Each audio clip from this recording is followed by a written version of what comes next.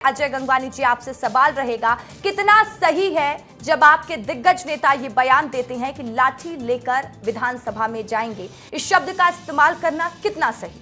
रसिका जी, महत्वपूर्ण है कि राजनीति में कई विषय प्रतीकात्मक होते हैं। लाठी लेने का मतलब ये हिंसा या किसी पे विरोध या अटैक करने की बात नहीं है। आज ये विपक्ष के रूप में हमारा एक नैतिक दायित्व है, जो आम जनता से जुड़े मुद्दे हों उसको पूरी दमदारी के साथ, पूरे तथ्यों के साथ, लाठी का मतलब है घेरने का प्रयास, ये विपक्ष का नैतिक दायित्व है। लेकिन एक बात और कहना चाह रहा हूँ, हमारी लाठी तो छोड़िए, पिछला विधानसभा का जो सत्र रहा, इन्हीं के जो है लंगड़े घोड़े, चाहे वो अजय चंद्राकर हों, धर्मलाल कौशिक हों, राजेश मूणत हों, सुशांत शुक्ला हों, रिकेश सिंह या अनुज शर्मा, इन्हीं के विधायक जो पूर्व मंत्री रह चुके हैं, वो लगातार सत्ता पक्ष को घेरने का प्रयास करते हैं। तो हमारी लाठी से ज़्यादा तो बचने की जरूरत इनको भारतीय जनता पार्टी के अपने विधायकों से, अपने पूर्व मंत्रियों से है। दूसरी महत्वपूर्ण बात है कि लगातार ये हम देख रहे हैं कि 17 महीने में बड़े बड़े वादे करके यहाँ शायद सरकार बनने में सफल रही।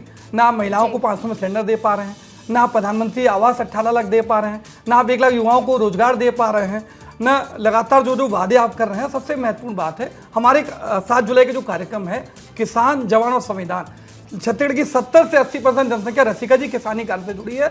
उसको लगातार वो डीएपी के लिए भटक रहे हैं, एनपी के लिए भटक रहे हैं। और सबसे महत्वपूर्ण बात है कि आखिरी 10 सेकंड ले रहा हूँ, आप खुद एक स्वयं महिला हैं, ये सरकार की नैतिक जिम्मेदारी है कि छत्तीसगढ़ की माताओं बहनों को, यहाँ के आम आदमियों को सुरक्षित भयमुक्त वातावरण देने की जरूरत। अभी देख लीजिए, अमेरिका एक गाइडलाइन जारी करता है कि छत्तीसगढ़ में किसी महिलाओं को अकेले न भेजें। आपके 17 महीने के कार्यकाल में 600 से अधिक हत्याएं, 3000 से अधिक महिलाओं के साथ बलात्कार, 6 गोलीकांड, विजय शर्मा जी गृह मंत्री के क्षेत्र में एक हफ्ते में 3 हत्याएं। आऊंगे आपके पास, बात करूंगी आपसे भी।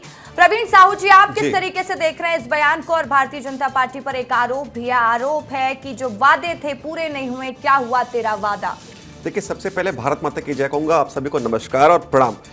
देखिए, कांग्रेस पार्टी की विचारधारा क्या है, निश्चित रूप से इनके नेताओं के आप बयान के माध्यम से समझ सकते हैं। और ये पहली बार नहीं है। अगर मैं पिछले साल की बात करूं, जब लोकसभा का चुनाव चल रहा था, तब पुनः बात करूं तो नेता प्रतिपक्ष चरणदास महंत जी ने क्या कहा था कि भाई मोदी जी को सड़ फोड़ने वाला नेता उनको चाहिए। और इसके बाद लखमा जी ने भी विवादित बयान दिया था।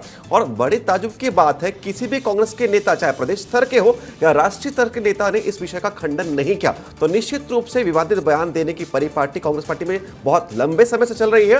और मैं तो कहता हूं कि कांग्रेस पार्टी के राष्ट्रीय कार्यालय से इनको कहीं ना कहीं प्रोवोक किया जाता है, इनको ट्रेनिंग दी जाती है। तो सारे के सारे कांग्रेसी नेता निश्चित रूप से जो है अन्य दलों पर आरोप लगाते रहे, लेकिन आरोप का कोई आधार नहीं है। और लोकतंत्र में हम कहें तो सुचिता तो निश्चित रूप से कांग्रेस पार्टी में कभी अपनाया ही नहीं है। चाहे ये घटना हो, चाहे कुछ भी हम घटना की हम लगातार हम बात कर लीजिए। और जो आदरणीय अजय जी कह रहे थे कि भाई ये मुहावरा गलत है, जो आपको समझ रहे, लोहा लेना मुहावरा होता है, लाठी लेना मुहावरा नहीं होता। तो निश्चित रूप से आपने लाठी के माध्यम से आप जिस प्रकार जुने हुए जो जनता का जनादेश है उसका अपमान कर रहे हैं। और कौन सा वादा हमने पूरा नहीं किया? हमने किसानों को वादा किया था कि हम 21 धान खरीदेंगे, आज हम खरीदारी कर रहे हैं। हमने वादा किया था कि प्रत्येक एकड़ में 21 क्विंटल की खरीदारी होगी, वो हो रही है। हमने महिलाओं से वादा किया था कि प्रत्येक माह आपको 1000 देंगे, आज तक अनवरत मिल रहा है। तो ऐसे बहुत सारे वादे हैं जो लगातार पूरे हैं। और महत्वपूर्ण वादा हम बात करें तो चरण पादुका वितरण, जिसपे कहीं ना कहीं कांग्रेस पार्टी ने घोटाला किया था और उस योजना को बाद में बंद भी कर दिया था, पुनः हमने चरण पादुका वितरण को हमने कर दिया। तेंदु वितरण के भी जो हमने दाम है उसमें बढ़ोतरी कर दी। प्रवीण जी, आपके पास लौटूंगे। एक बार सभी गेस्ट को इंट्रोड्यूस कर देते हैं। अजय चंद्राकर जी हमारे साथ जुड़े हुए। अजय चंद्राकर जी, अभी आप दोनों ही गेस्ट की बात सुन रहे थे। आप संविधान विशेषज्ञ हैं, राजनीति को बखूबी समझते हैं। मैं आपसे समझना चाहूंगी, जब इस तरीके की बयानबाजी होती है, इस तरीके के शब्दों का इस्तेमाल राजनीति में पड़ता है, तो कितना प्रभाव इसका दिखता है? बिल्कुल रसिका जी, ऐसे शब्दों का स्वस्थ लोकतंत्रात्मक समाज में और व्यवस्था में, पर्टिकुलर जब मानसून अधिवेशन हो या फिर हम कह सकते हैं कि ग्रीष्मकालीन सत्र हो या बजट सत्र हो, तो उसमें 4 जो मेंबर होते हैं उनकी बहुत ही महत्वपूर्ण भूमिका होती है। एक तो नेता सदन का, स्पीकर का, संसदीय मंत्री का और नेता प्रतिपक्ष का।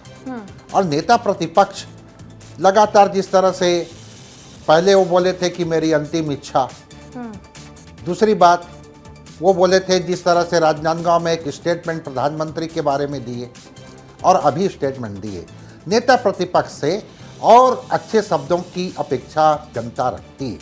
पहले आप विधायक हैं, एक विधानसभा का आप प्रतिनिधित्व कर रहे हैं, व्यवस्था में आपको ये पोस्ट मिला है और आपकी महती जिम्मेदारी है और नेता प्रतिपक्ष को तो यह चाहिए कि वह लगातार सत्ता पक्ष को वो आईना दिखाए।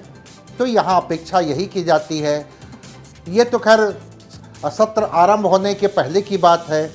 अब यहाँ पर फ्लोर मैनेजमेंट की बात आएगी तो नेता सदन, संसदीय मंत्री, इवन स्पीकर और नेता प्रतिपक्ष, ये चारों मिल करके निश्चित रूप से अगर सदन को डायनामिक ढंग से चला पाते हैं तो भले ही छोटा सत्र हो, और यह काफ़ी समय से छोटा सत्र देखने को मिल रहा है। जनता से संबंधित सरोकार विषय भी कई जगह छूटते दिख रहे हैं। अभी बहुत बड़ी समस्या है, अजय गंगवानी जी बहुत अच्छा विषय उठाए, और वो है जो डीएपी का। आप रसिका जी, आपको बतलाना चाहूँगा, कल इकोनॉमिक्स टाइम में आर्टिकल छपा है और उसमें यह है कि चाइना पूरे इंडिया के साथ ही साथ छत्तीसगढ़ के जो हॉर्टिकल्चर एग्रीकल्चर में काम करने वाले लोग हैं, किसान या फिर फ्रूट के ऊपर काम करते हैं, उनको खाद देने से और वो प्रतिबंध लगा दी है। तो ऐसे ज्वलंत विषय हैं जिससे क्या होता है, इन्फ्लेशन महंगाई बढ़ने की चांस होती है, और जब महंगाई बढ़ती है तो प्रदेश का और देश का जीडीपी गिरता है।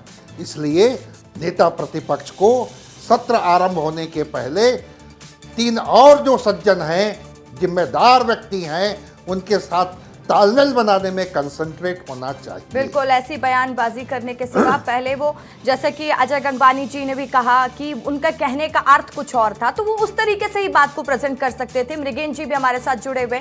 मृगेन जी, आप बखूबी समझते हैं इन चीज़ों को, लेकिन ये कहाँ तक सही होता है जब इतने बड़े नेता ऐसे बयान देते हैं? जो युवा राजनीति कर रहे हैं उन पर कितना प्रभाव पड़ेगा? राजनीति किस दिशा में जा रही है, समझाइएगा। देखिए, जो डॉक्टर चरणदास महंत का बयान आया है, उस बयान के 2-3 मायने हैं। अभी कांग्रेस की एक बहुत बड़ी बैठक हुई थी जिसमें प्रदेश प्रभारी सचिन पायलट और बड़े नेता शामिल हुए थे। उसमें पूर्व सीएम ने आरोप लगाया था कि डॉक्टर चरणदास महंत सीधे सरकार पर अटैक नहीं करते हैं, तो उन्होंने अटैक के बदले लाठी वाली बात कही है। इससे पहले जैसा साहू जी ने भी, प्रवीण साहू जी ने बताया कि लोकसभा चुनाव के समय जब चरणदास महंत ने एक बयान दिया कि हमें सिर फोड़ने वाला, पीएम का सिर फोड़ने वाला सांसद चाहिए, उसका असर क्या हुआ? आप ये समझिए कि चरणदास महंत के बयान का असर ये हुआ कि कांग्रेस बहुत सारी जगहों पे अच्छी पोजीशन में थी, लेकिन लोकसभा चुनाव में सिर्फ वो अपनी पत्नी की सीट ही जिता पाए।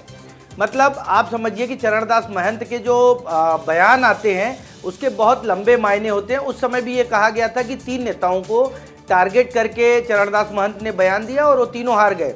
उसमें देवेंद्र यादव थे, ताम्रध्वज साहू थे और भूपेश बघेल खुद थे, राजनांदगांव से हारे। अभी जो बयान आया है वो उनका बयान उसी दिशा में है कि मैं सीधे सरकार पर अटैक करता हूँ, सरकार लाठी लेकर जाता हूँ। हमने देखा है कि बिहार में एक समय 2000-2002 के आसपास लालू यादव जो थे वो लाठी लेकर पार्लियामेंट जाने की बात करते थे, लाठी को तेल पियावन रैली, इस तरह की रैलियां निकालते थे। आप 20 साल बाद, 25 साल बाद इस तरह की बात करते हैं कि हम विधानसभा में लाठी लेकर जाएंगे, जो पूरी तरह मुझे लगता है स्वस्थ लोकतंत्र के लिए ठीक नहीं है।